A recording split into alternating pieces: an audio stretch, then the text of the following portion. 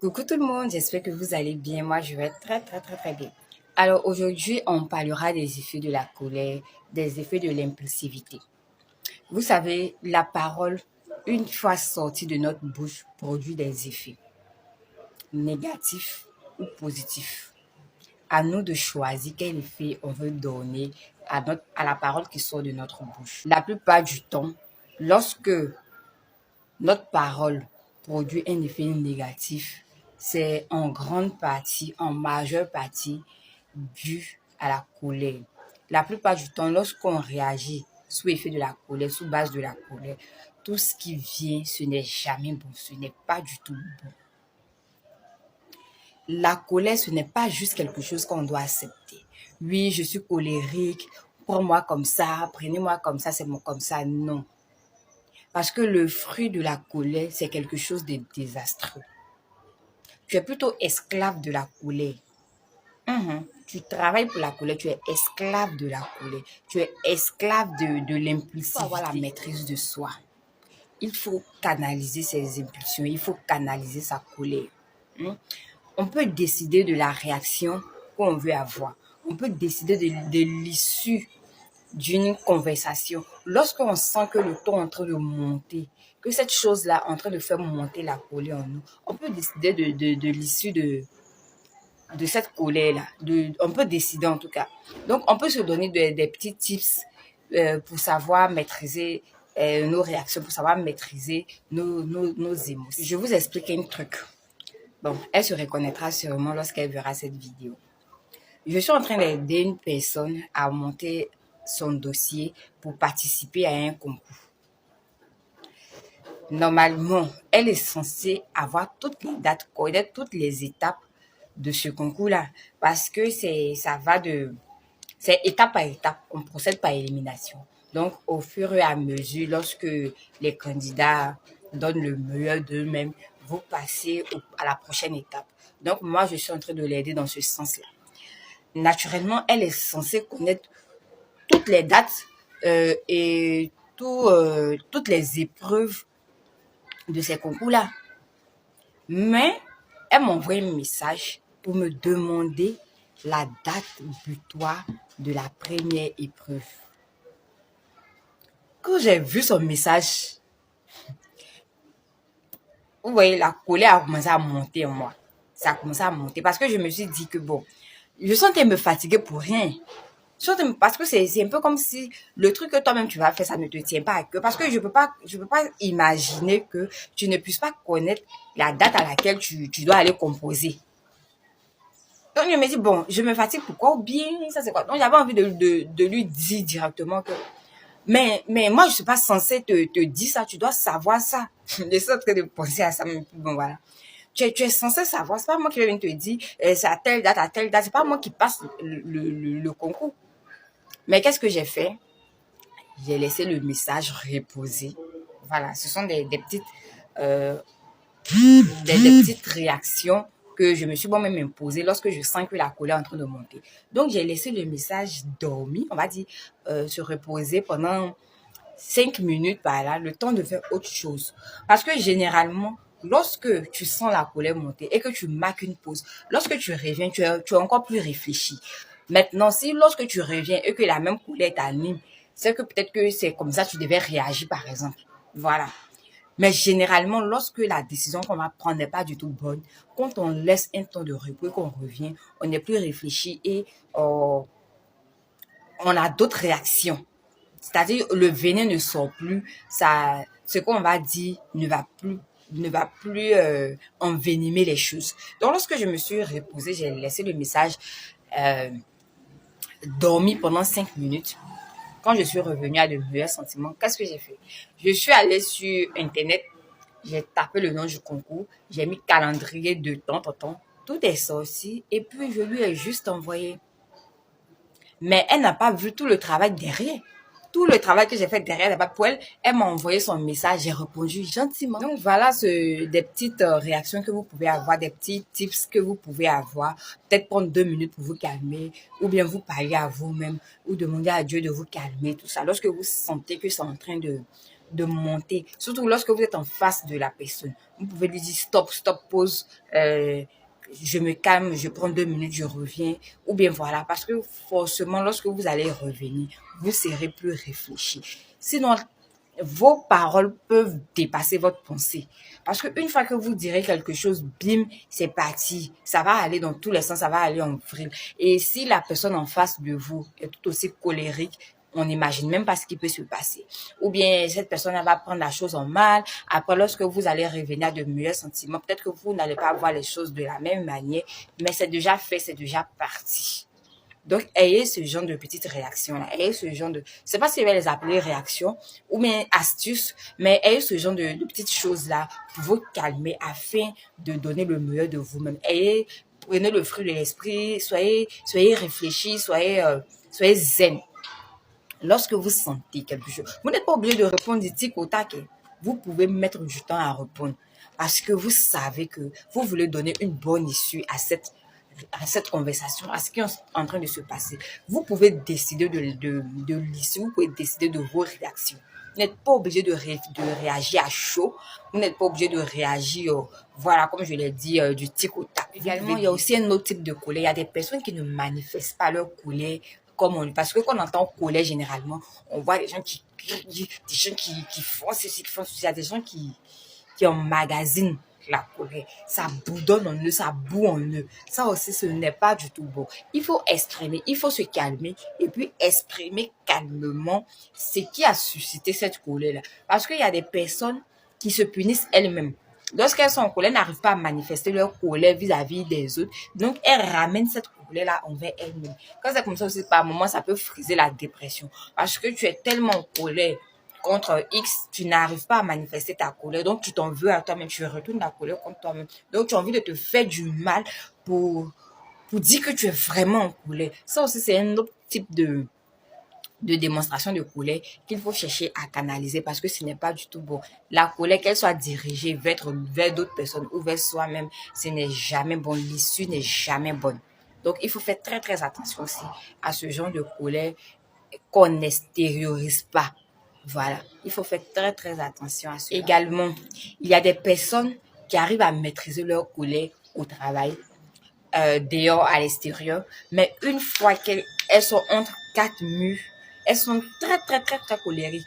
C'est peut-être avec leur conjoint qu'elles sont très colériques, ou bien même envers leurs enfants. Tu verras des mamans ou des papas qui vont sortir des paroles blessantes à leurs enfants sous effet de la colère. Oh, va là-bas. Oh, ta grosse tête. Oh, toi-même la même, tu es trop bête. Oh, tu ne vas pas réagir. Oh, ton frère est mieux que toi. Oh, ta soeur est mieux que toi. Sous l'effet de la colère, on va sortir des paroles. Mais est-ce que vous savez que ces paroles que vous prononcez, ces malédictions même parfois, que vous proférez sur vos enfants, sur votre conjoint, sur les gens de la maison en tout cas, ce sont des paroles qui marquent, qui blessent. Et on voit demain des enfants blessés, des personnes qui grandissent avec des frustrations, qui grandissent en étant dépressifs, qui grandissent en étant renfermés, qui grandissent avec en tout cas des blessures parce que ils ont reçu de mauvaises paroles venant de vous. Et vous aussi, c'est sous effet de la colère que vous avez réagi comme ça. Après, vous vous êtes dit que bon, c'est passager, tout et tout, mais non. Les effets ne sont pas forcément instantanés. On les voit sur de long terme. On les voit sur de long terme. Donc, il faut aussi apprendre à se calmer lorsque on est énervé envers nos proches, c'est-à-dire envers nos enfants, envers nos frères et sœurs, envers notre conjoint. Généralement, on s'énerve beaucoup plus avec le conjoint. Donc, c'est comme ça, vous pouvez avoir des petites astuces comme quoi, lorsque vous êtes en train de vous disputer, vous voyez que le ton monte, vous pouvez dire carton rouge par exemple. C'est bon, je suis en train de monter, pardon, pause, on se calme. Parce que vous savez très bien que après, lorsque vous allez vous réconcilier, il y a eu des paroles qui ont été lancées, il y a eu des paroles qui ont été dites. J'ai déjà fait une vidéo dessus pour dire que tout ce que vous direz aujourd'hui sera retenu contre vous demain. Et généralement, lorsque on parle sous effet de la colère, toi, tu as parlé, tu as parlé, tu as parlé. Mais celui qui a reçu la parole, après, même quand vous allez vous réconcilier, par moi, il peut y avoir des flashbacks. Mais ça peut détruire des choses. Une petite parole peut... Parce que tu peux être en train de te dire, puis tu as dit, oh, vilaine là. Oh, va là-bas, tu n'es même pas intelligente. Oh, tu n'es même pas intelligent là. Tu sais même pas ce que je fous avec toi-même. Si c'est pas pitié ou bien c'est pas reconnaissance, toi, comme ça, tu peux m'apporter quoi? Tout et tout. Parce que quand tu es énervé, tu veux blesser l'autre pour lui montrer que tu es vraiment énervé. Mais après, quand vous vous calmez, la personne est là. Non, mais c'est pas vraiment intelligente. C'est pas vraiment intelligent. Ah, bon, mais c'est pas reconnaissance. Ah, et puis bon, voilà.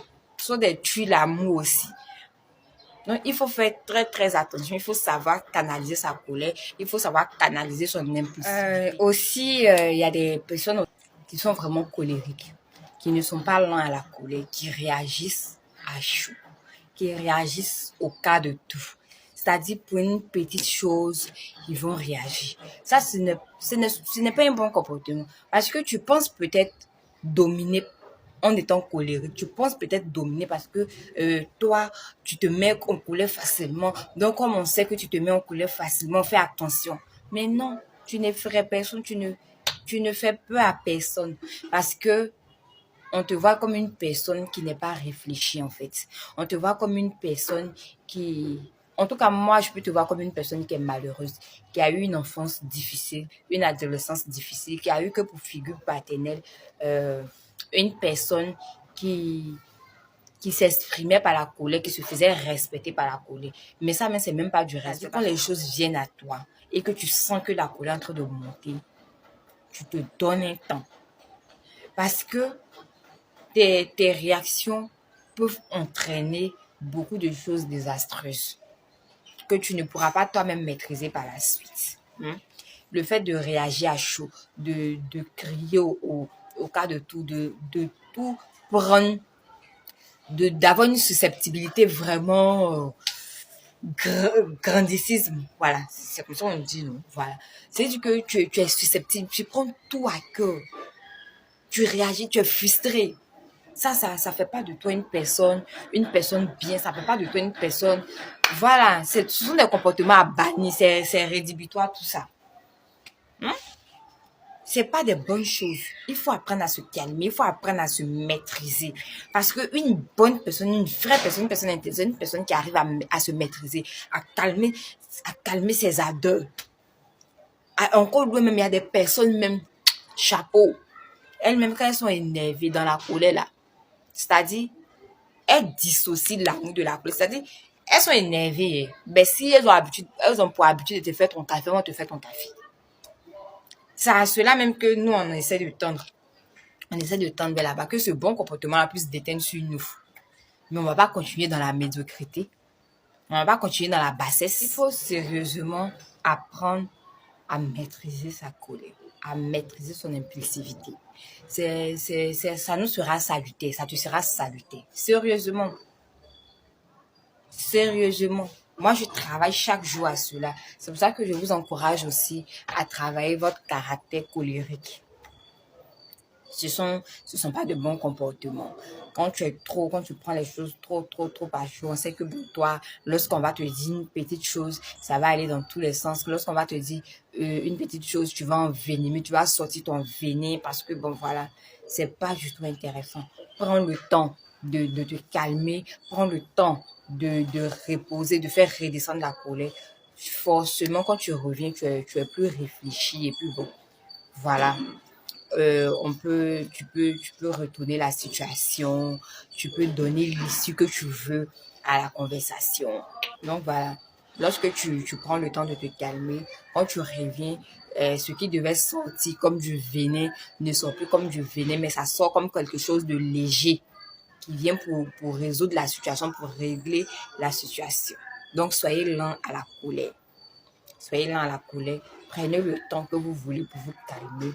Pensez à l'après-parole. Pensez à l'après. Parce que c'est ça, on a tous vécu des moments de colère. Quand la colère finit, on voit tout ce qui se passe, on regrette. Les regrets, ce n'est jamais bon. Les regrets, ce n'est pas bon. On sait que la colère, quand ça vient, c'est difficile. Mais tu es plus fort que la colère. Tu es plus fort que l'impulsivité. Tu es plus fort que toutes ces choses-là. Donc, tu peux dominer la colère. Tu peux maîtriser la colère. Quand tu sens que c'est en train de venir, tu n'es pas obligé de réagir pour qu'on dise que oui, c'est toi, oui, c'est elle. Non. Tu domines ça, tu maîtrises ta colère. Voilà. Ça aussi, ça c'est quelqu'un de bien, c'est quelqu'un de bon. Donc, aspirons à la maîtrise de soi. Aspirons à cela. Les comportements rédhibitoires d'hier, là, on ne les emmène plus. Au fur et à mesure qu'on grandit, au fur et à mesure qu'on évolue, on, on se développe. Voilà. On dit quoi? Développe. Voilà. On se développe, on va vers un avenir radieux, on va vers un bon comportement. Donc voilà un peu ce que j'avais envie de vous dire. J'espère que cette vidéo va vous pousser au changement. Merci d'avoir pris le temps de m'écouter. Merci de liker, merci de partager. On se donne rendez-vous très prochainement pour un autre message. D'ici là, ayez la maîtrise de vous ou de soi. Bisous.